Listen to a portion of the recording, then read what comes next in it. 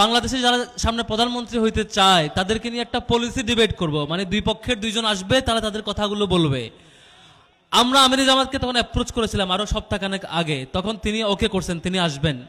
ওই দিক থেকে আরেকজন যিনি আছেন সম্মানিত তারেক রহমান, তাকেও আমরা বলেছিলাম যে আপনি আসবেন কিনা, তিনি এখন পর্যন্ত কোনো রিপ্লাই দেন নাই।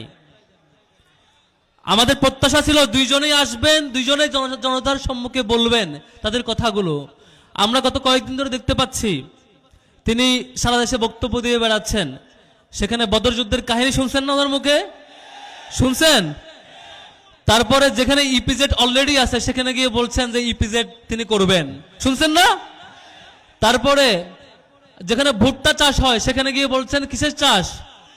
সোয়াবিন চাষ, শুনছেন না? এই যে ভয়াবহ অবস্থা, আমি আশাবাদী ছিলাম পার্সোনালি যে হচ্ছে অন্তত তিনি বাংলাদেশ নিয়ে স্টাডি করে আসছেন, যে তিনি বাংলাদেশের সামনে হাল ধরতে চাচ্ছেন এবং সেই অনুযায়ী তিনি পলিসি নেবেন। তিনি যশোরে গিয়ে বললেন যে চিনিকল যেগুলো বন্ধ হয়ে গেছে সেগুলো তিনি চালু করবেন, অথচ ওখানে চিনিকলই ছিল না।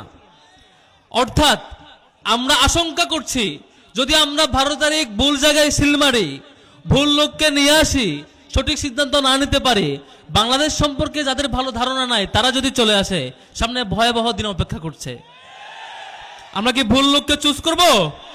আমরা ভুল লোককে চুজ করব না।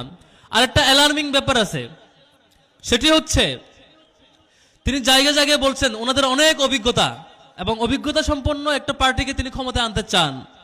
তো আমি কি অভিজ্ঞতা একটু ঘাটাঘাটি করতেছিলাম, পরে দেখলাম উনি নিজেই কখনো ইলেকশন করার সুযোগ পান নাই। এটা স্বাভাবিক না পাওয়াটা, গত 15 বছর ফেসিবাদ ছিল।